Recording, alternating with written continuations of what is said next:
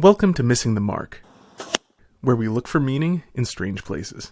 I'm Christopher. Recently, a person who goes by the handle Bionic Dance did a video titled A-Theism, criticizing my video, The Dishonesty of Defining Atheism as a Lack of Belief. A number of people have asked me to respond to it, and this video is that response. Bionic Dance's video begins with some common ground. Slightly out of order, this part I agree entirely with. The problem is that all of this fight is over a word that, unfortunately, can have two etymologies, and thus two definitions, while still being spelled and pronounced exactly the same way. This is quite true, and in standalone essays and videos and such, a person may use any definition they like, providing that they identify which definition they are using. There does arise the problem that in a conversation, both people must use the word in only one sense if they're to understand each other. It can be either sense, or they can make up a third sense if they like, provided that they agree. But in any case, there is the problem, which is the main problem on this topic, that after having decided on a sense, people do need to stick to it, which I'll address later. Anyway, so far, Bionic Dance and I agree. And in fact, she goes further, though this clip is actually from before the previous one, and I partially agree with her here too. Oh, I can tell you why it's so controversial in just a few seconds. Because each side in the atheism-theism debate will have a much harder to defeat argument if they can force the other side to use their definition. She is to some degree agreeing with the main contention of my video, that the purpose of defining atheism as a lack of belief is not accuracy but rhetorical advantage, and to the degree that she is agreeing with me, I agree with her. On the flip side, using atheism as the term had been used for hundreds of years is not really a rhetorical trick. But to be fair to Bionic Dance, there are some fundamentalist Christians who just ask everyone to assume they're right, since in general they can't rationally defend their position. And can you prove that there is no God? Is a pointless question. Fundamentalists have a great deal to answer for. Anyway, many of us simply dislike innovative definitions which exist only for the purpose of making a debate easier to win. It's not so much because the effect they have on debates. I'm personally more interested in discussions than in debates anyway, but because new definitions which disagree with old definitions tend to make understanding difficult, especially understanding things which have already been written or said before the new definition. That doesn't make new definitions inherently bad, but they should only be adopted for good reasons. Are there good reasons in this particular case? One good reason to be suspicious of this new definition is that no one in favor of it seems to actually stick to it. I'm pretty sure that this is because, despite superficial appearances, this definition is actually very disadvantageous to atheists. This is a point Sam Harris has made. More than once, I'll link to a video where he does it in the description, when he argued that atheism shouldn't be a word. If you look at his argument, he's fairly correct about the strategic for atheism aspects of why atheism, as a lack of belief, shouldn't be a word. For one thing, most words that denote a lack in English are rather negative.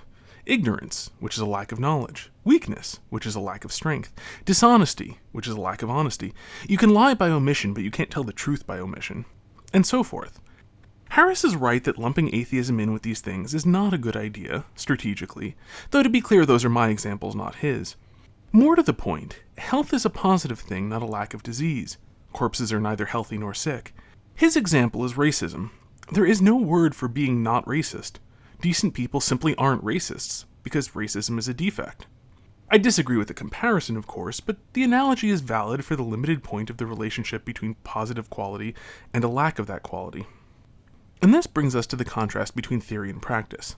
Much later on, Bionic Dance says, Many people liken it to not being a stamp collector. All I have to do to be a non-stamp collector is to not collect stamps. Full stop. Nothing else is required. And it's the same with being an atheist and belief in gods. And if atheists didn't hold conferences and didn't have YouTube channels about atheism and so forth, this might be plausible. Sam Harris makes this point when he said that calling yourselves atheists makes you sound like the sort of cranks who get together in hotel ballrooms. He said this in a talk in a hotel ballroom, so it was a contextual joke, but he was making a serious point. If you take the definition of atheism seriously, then there can't be an atheism-theism debate. In a debate, each side must argue for a contrary position. If atheism is merely a lack of a belief, then it can't be argued for. If the two sides of a debate are, there is a God, and I don't have a belief in a God, those aren't contrary positions. And moreover, the atheist side could be adequately presented by an empty chair. If you think that there are such things as atheism-theism debates, you cannot be using lack of belief as your definition of atheism there. And consider further that if atheism is merely a lack of belief, then an atheist conference is a get-together of people who have nothing in common. What's brought them together is that they all lack the same thing. You don't see this for any other lack. There aren't get-togethers of people whose only connection is that they don't collect stamps. There are no YouTube channels about only owning stamps to put them on mail, or for art projects, or to burn in your fireplace, or maybe not owning them at all. Today's video, not using binders. Come back tomorrow for tips on how to not use folders. No one sincerely calls himself the amazing doesn't collect stamps. In short, contrary to a purely negative definition of atheism, the people who call themselves atheists act like they have something positive in common. Here's an example. And it is important to have the A-Theism definition because atheism can come in many different styles and to many different degrees. To have a description that covers all of those bases is important in order to express one's actual opinion. Why? What could you possibly do with a word that collects together these radically different things? You can group people using it, but then there's nothing to say about the group, since the word is so broad it includes people who are utterly unlike each other. Okay, these people all lack a belief in God. Fine. Now what? There's no next sentence, because merely by being grouped this loosely, they have nothing in common. Past this one thing, everything they have in common they also have in common with theists, such as breathing air and being affected by gravity. Which is why the above clip has, in fact, contradicted itself. If you want to express your actual opinion, you want the most specific terms you can use, not the least specific terms. This is why theists never use the word theist. If somebody asks me what I believe, I will say that I'm Catholic. That accurately describes what I believe. In some contexts, I'll simplify to Christian, but I've never yet encountered a circumstance where merely saying that I'm not an atheist is useful. So is a Japanese animist. But the fact that materialists think that we're both stupid isn't very relevant to my life. Or to the Japanese animists, for that matter. We certainly don't get together in conferences to talk about it while wearing our theist-themed t-shirts. In fact, the only people who use the word theist, in my experience anyway, are atheists. And they only use it because they don't care about any of the distinctions between us. That's their right, of course, but there is no possible way theist is something I could want defined broadly in order to express my actual opinion. And the very fact that atheism as a lack of belief is such a broad word makes it useless for expressing an actual opinion. And that's apart from the fact that technically all you're expressing is that you don't have an opinion. So, let me be explicit. Go ahead and use this new definition of atheism. If you're the one talking, you get to define your own terms. But if you don't use it consistently, it is very reasonable for people to call you out on it, which is what my original video was doing, basically. So having dealt with the main point, there are a few other, unrelated points I will respond to, briefly. Today we're dealing with a fellow who goes by the rather unfortunate moniker of Missing the Mark. I have no idea how anybody could think that's a good name to use while debating. First, right in the intro to my video, I tell you that my name is Christopher. I go by the moniker Christopher. This show is called Missing the Mark, and I mean it as a play on several things which, uncharacteristically, I won't belabor. Suffice it for now that one of my meanings is that I look at things which miss the mark. Second, I'm not debating. I'm not trying to win anything. I'm not trying to talk you into believing in God. I'm also not trying to talk you into archery or believing in electrons or special relativity. As a fellow human being, I wish you well, and part of being well is knowing the truth, so I do hope for your sake that you will come to believe in God someday. And electrons and special relativity, if you don't already. But I'm not your master, and I've got absolutely no interest in giving you orders or trying to force you to do anything.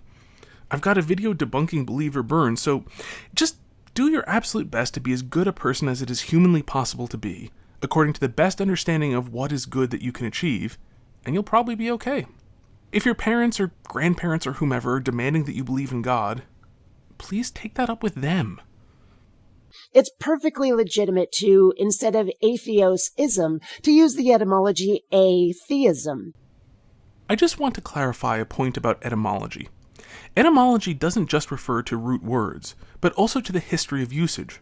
Atheism as one who denies God has a very long history, going back to the Middle French in the 1500s at least, and really all the way back to describing someone as atheos in ancient Greek. The idea of construing atheism as A-Theism was first proposed by Antony+flew in his 1972 paper, The Presumption of Atheism. Two interesting footnotes to that are that within philosophical circles, the default which Flew argued for in that paper has largely been rejected even by atheistic philosophers. The other is that Flew became a theist after he retired as a philosophy professor and finally had time to read Aristotle. I'll link both his paper and his book about rejecting atheism after being one of its leading proponents in the description. Anyway, the point is that etymology is not merely about word roots, but also how words have been used over time because they pick up associations which are difficult to shake. That's part of why Daniel Dennett proposed the term bright. This next clip starts with something I said for context. And that second one is why atheism as lack of belief is so controversial. If atheism merely denoted a psychological state, which might in fact be common between the atheist and a dead rat, no one would much care. Well, so what if nobody would care? That's got nothing to do with it. People caring is what makes it controversial. If nobody cared, it would not be controversial. Namely, the sticking point of atheism being denial and denial only, which, as I pointed out, is not the only etymology or definition one could use, and insisting on that exclusive definition gives us no way to describe the several other flavors in which not believing in any gods can come. Actually, the word agnostic suffices to describe people who don't know. It can still be used for that purpose now. And actually, I know several agnostics who are pissed at atheists trying to co-opt them and tell them that rather than agnostics, they are in fact atheists.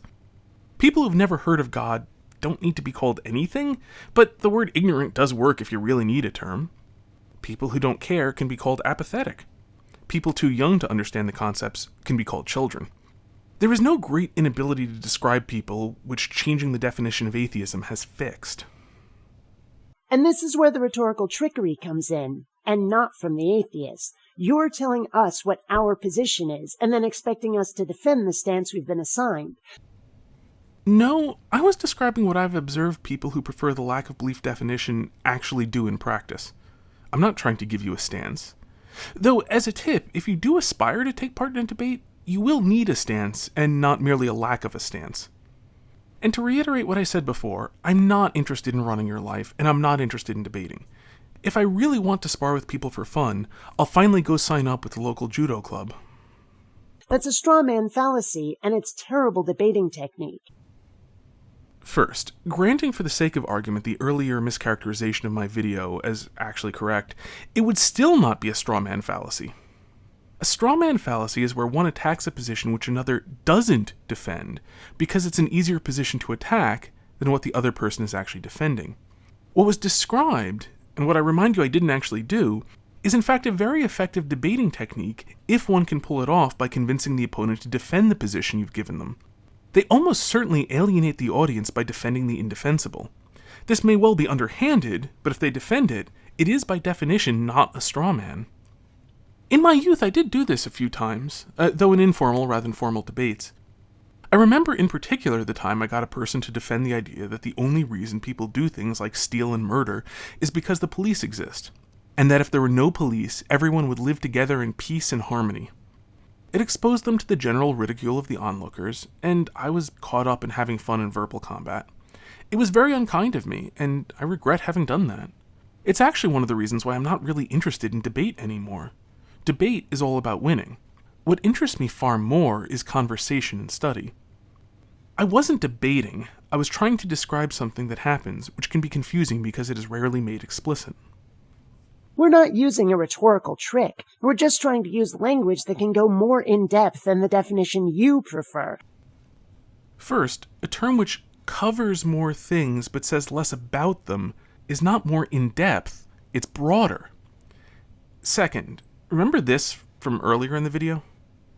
Oh, I can tell you why it's so controversial in just a few seconds. Because each side in the atheism-theism debate will have a much harder to defeat argument if they can force the other side to use their definition. You need to pick one of those two. Unless we've got evidence for the existence of a God, like evidence for something being in that hole in the ground, I do not assume that something is or is not present, and I will check to make sure before making an explicit statement. I don't care what explicit statements anyone makes, and I certainly wasn't talking about explicit statements. I'm not a fundamentalist. What I care about, and what I was talking about, are the premises one bases action on. In this particular example, would you check what's in the hole with a stick or with your bare hand? Or would it be wiser to just leave the hole alone? The answer to that is going to depend on what you think might be in the hole, regardless of what explicit statements you'll make about it. The relationship of belief to action is a long and complicated subject, and I don't have time for it here. I'll just include a link in the description to a column in Philosophy Now by an atheistic philosopher concluding that without God, there's no such thing as morality. And if you disagree, dear viewer, take it up with him, not with me. This same problem affects the next exchange. The only possible reason to try to find something is because you think it might be there. Or because you hope it's there. Hoping that something is there is just adding desire to the belief that it might be there. If you don't think that something might be someplace, you don't look for it there. Let me give a trivial example. I just came out of the store. I would now like to find my car. I believe it might be in the parking lot, so I look for it there. I do not believe it might be in the garbage can, so I do not look for it in the garbage can. If I made the practical assumption that I do not have a car at all, I would not look for a car after I came out of the store. And to be extremely clear, this is an example, not an analogy. To look for something is to act on the, perhaps implicit, belief that it is possible to find it. That which we think impossible to find, we do not look for. All action is predicated upon some belief.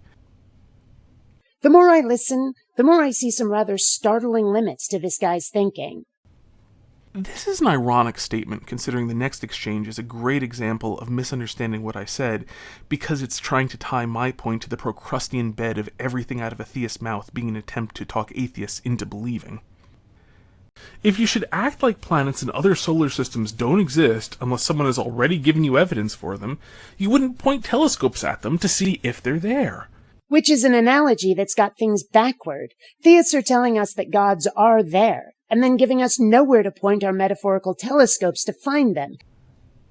This is not a reversal of my analogy, because my analogy was making the point that if you sit on your ass and wait for other people to do the work, you won't do anything yourself. If the analogy had things backward, sitting and waiting for other people to do the work would result in you doing the work. My point, which I do realize is not easy to get because it's not the apparently only thing which is talked about in atheism-theism debates, is that people have a duty to go investigate the world for themselves. I'm not asking you to take what I say on faith.